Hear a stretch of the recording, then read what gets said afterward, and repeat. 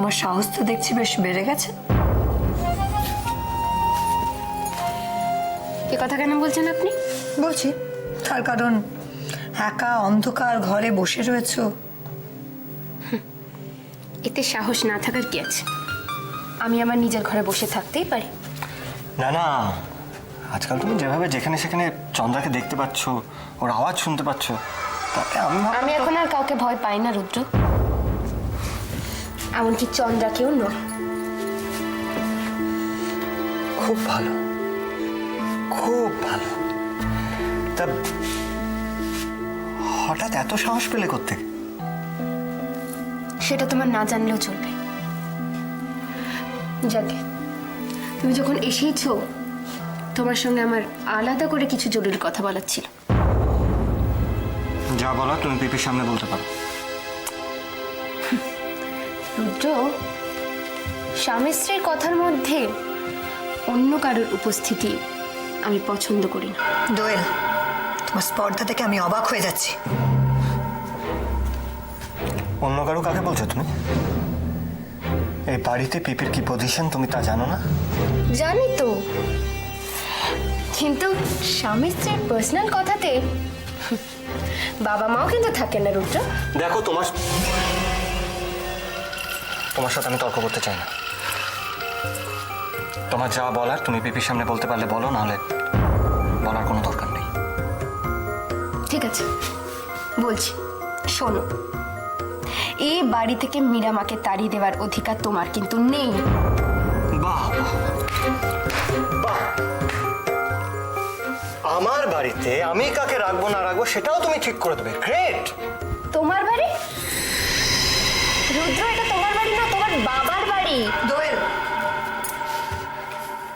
রুদ্রই এখন এ বাড়ির মালিক, কারণ দাদার অবর্তমানে রুদ্রই এই পরিবারের একমাত্র উত্তরাধিকারী। কাজে রুদ্র যেটা বলবে সেটাই হবে। মীরাকে এ বাড়ি ছেড়ে চলে যেতেই হবে।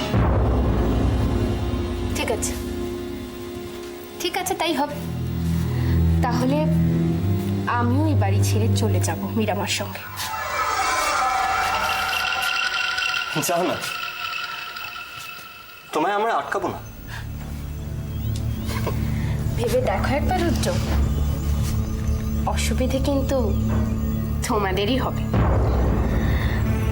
বাবা কিন্তু তার পাওয়ার অফ অ্যাটর্নি দিয়ে গেছেন ধ্রুব আঙ্কেলের নামে, আর আমি যদি এ বাড়িতে না থাকি, ধ্রুব আঙ্কেল কিন্তু তোমাদের একটি নয়া পয়সাও দেবেন না। তোমাদের যথেষ্ট বুদ্ধি আছে, আশা করি আর তোমাদের কিছু বুঝিয়ে দিতে হবে।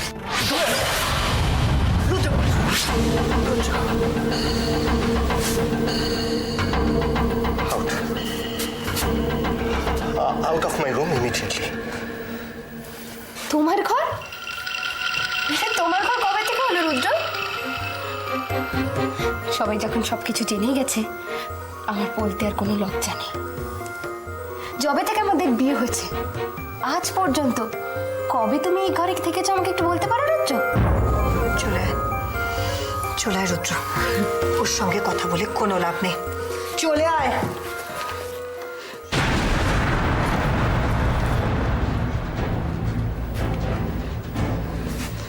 ঠিক করলে না দোয়েল।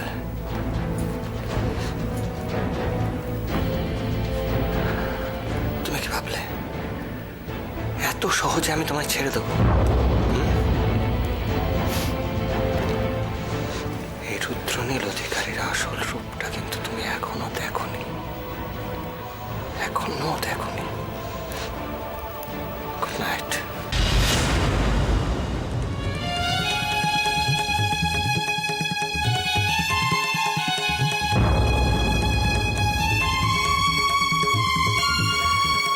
এত সহজে আমি তোমায় ছেড়ে দেবো? এই রুদ্রনীল অধিকারীর আসল রূপটা কিন্তু তুমি এখনো দেখোনি, এখনো দেখোনি। চলো চলো, দেরি হয়ে যাচ্ছে। ফিউ পড়া শেষ, এখন চলো ভাষায় বাড়ি যাই। হ্যাঁ বাপি চলো, বন্ধু আন্টি আমি যাই। হ্যাঁ, এসো। আজ তাহলে এলাম। ধন্যবাদ। কি তুমি চলে যাচ্ছ? আমাকে তো বলে গেলে না।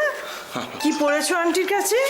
জানো তো বাপি, আজকে না বন্ধু আন্টি আমাকে সুন্দর একটা পোয়েট্রি শিখিয়ে দিয়েছে। বাবালি টটর টটর করে কথা বলে দেখো। এই এই তোমার বন্ধু আন্টি তোমায় কি পোয়েট্রি শেখানো আমাদের শোনাবে না? শোনাও। না না, এখন না, আগে বাড়িতে গিয়ে মাকে শোনাবো। জানো তো মানে একদম আমাকে পড়াতে পারে না, খালি শুধু বকে। আচ্ছা আচ্ছা ঠিক আছে, তোমার চিন্তা করতে হবে না, আমি এক্ষুনি বাবাকে বলে দিচ্ছি, তোমার মাকে গিয়ে বলে দেবে তোমাকে যেন আর একটু না বক। ব্যাস হয়ে গেল। ঠিক আছে, চলো। ও এক মিনিট। হ্যাঁ, আপনার সঙ্গে তো আমার আসল কথাটাই হলো না। আবার কি আসল কথা?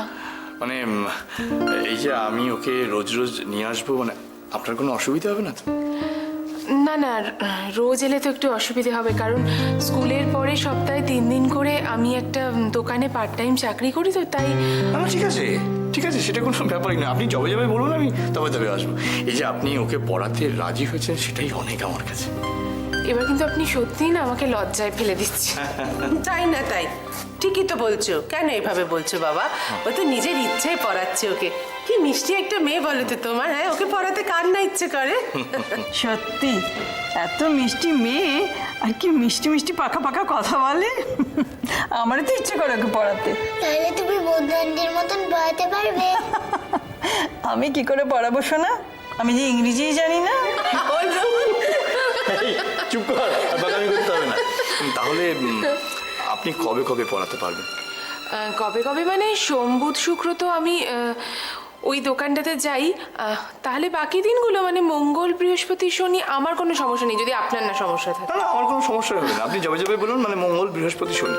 ঠিক আছে, আজ তাহলে আসি। নমস্কার। এসো বাবা। চলো সবাইকে টাটা করে দাও। টাটা। টাটা। চলো চলো চলো, দেরি হয়ে যাচ্ছে।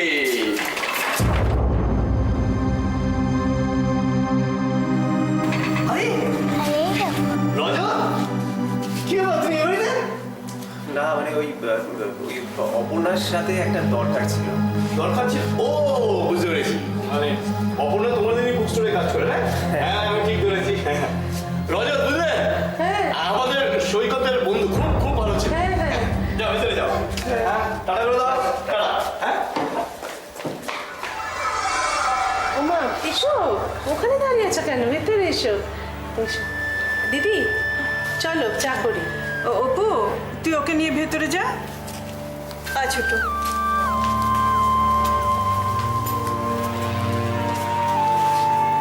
আপনি হঠাৎ কি ব্যাপার? না মানে একটা কথা জানাতে আমি ছুটে এলাম, কিন্তু কথাটা ঠিক এখানে বলা যাবে না। আপনি যদি একটু বাইরে আসতেন প্লিজ।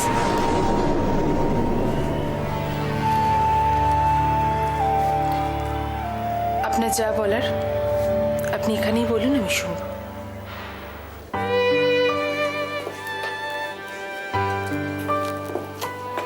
ও মাই গড, বাবা তুমি হাত দিয়ে কেন খাচ্ছ? তুমি জানো না যে হাতে নোংরা থাকে? চামচ দিয়ে খাও, চামচ দিয়ে খাও।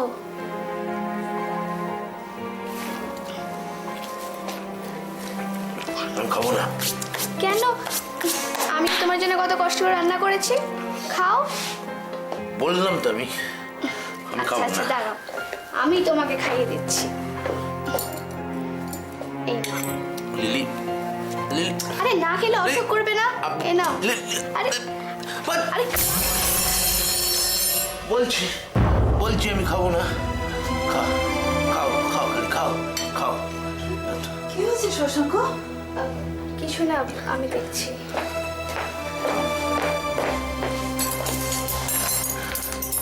তোমার শশাঙ্ক, তোমার এগুলো খেতে ভালো লাগছে না? না আমি খাবো না এগুলো। আমি আইসক্রিম খাবো।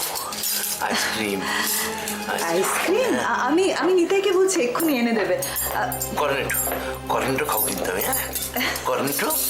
আরে হ্যাঁ নিশ্চয়ই, আমি এক্ষুনি আনিয়ে দিচ্ছি। হ্যাঁ দুটো খাবো। একটা আমি খাবো, আর একটা শেলি। এই বল, শেলি আইসক্রিম খেতে কি ভালোবাসে? বল বল মা। দুটো খাবো কিন্তু আমি, দুটো। কিচ্ছু করবো না, তাহলে আমি চুপ করে শান্ত হয়ে বসে থাকবো। ঠিক আছে, আমি এক্ষুনি পাঠিয়ে দিচ্ছি। না, তার আর দরকার নেই, আমি দেখছি। লিলি,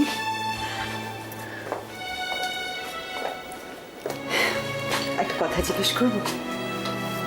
তুমি তোমার এই বাড়িতে এসে একদম ভাল লাগছে না, না? তুমি কেন আমাদের এত পর ভাবো? কারণ আপনার যে কেউ আমার নিজের নয়।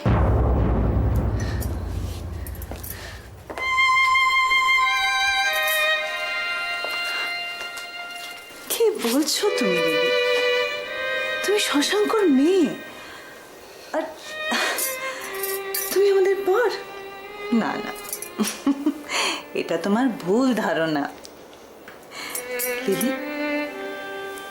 এ বাড়ির মানুষ খারাপ নয়, তুমি দেখো শোনা, তোমার ভালোই লাগবে।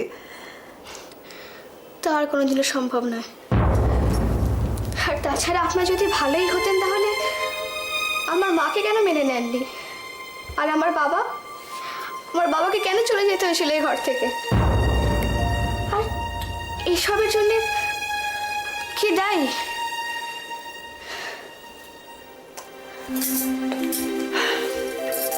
শোনো লিলি, আমি আর কিছু শুনতে চাই না, প্লিজ আমাদেরকে একটু একা ছেড়ে দিন। কি হলো? আইসক্রিম দিলে না? আমি তো কিছু করিনি গো। আমি এক্ষুনি আনিয়ে দিচ্ছি। হ্যাঁ, এক্ষুনি। আর একটা কথা, আমি কিন্তু এখানে আমার নিজের ইচ্ছায় আসিনি, আমি এসেছি বাবার জন্যে, বাধ্য হয়ে।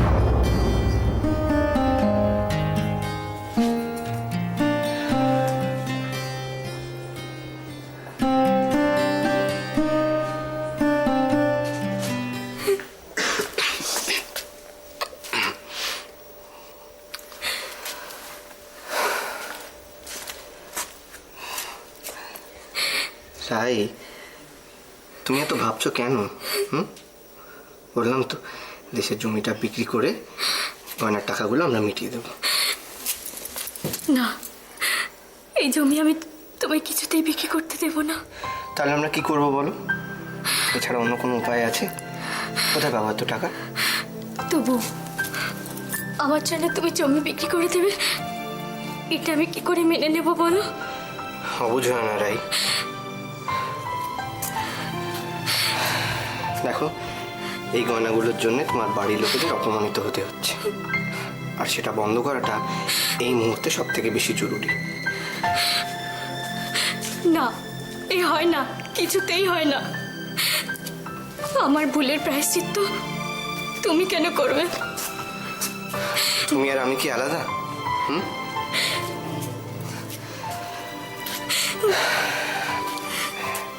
রাই, দেখো, আমার বিশ্বাস তুমি যদি আমার সাথে থাকো তাহলে ভবিষ্যতে আমরা এর থেকে ভালো জমি কিনতে পারবো।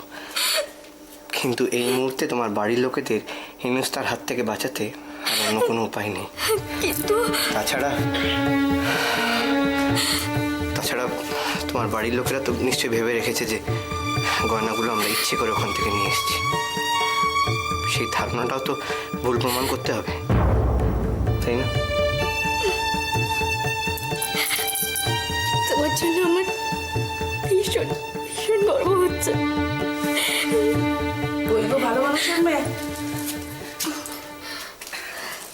ভেতরে আসবো? আসুন কাকিমা। কেঁদে কেঁদে তো একেবারে চোখ মুখ ফুলিয়ে ফেলেছো দেখছি। আর বলবেন না, আমরা খুব বিপদে পড়েছি। কি করে যে কি করবো কিছুই বুঝতে পারছি না, মাথা কাজ করছে না একদম। আমি জানি, আমাকে কিছু বলতে হবে না। এই না,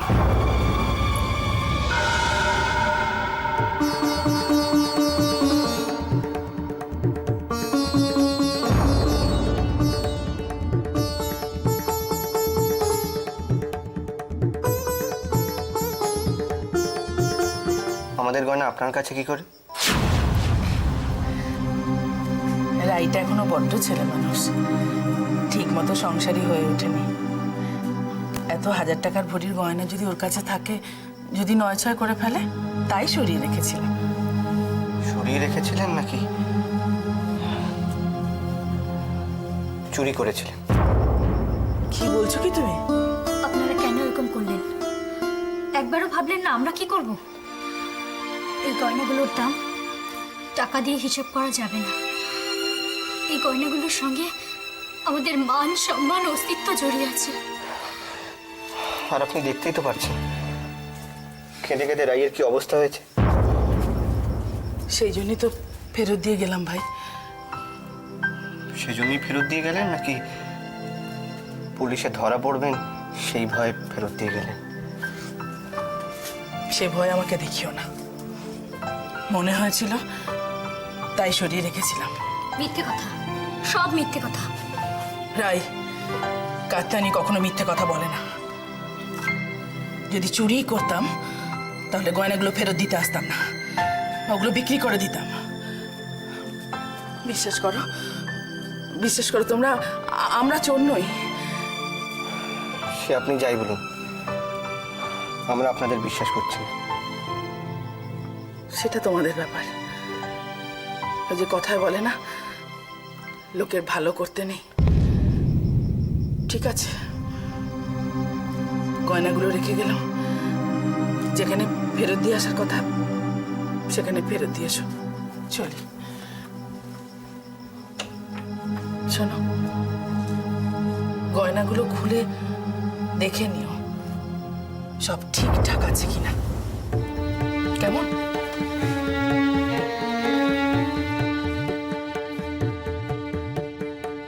কাত্যায়নী কখনো মিথ্যে কথা বলে না।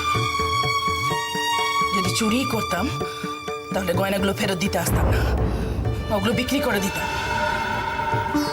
বিশ্বাস করো, বিশ্বাস করো তোমরা, আমরা চোর নই।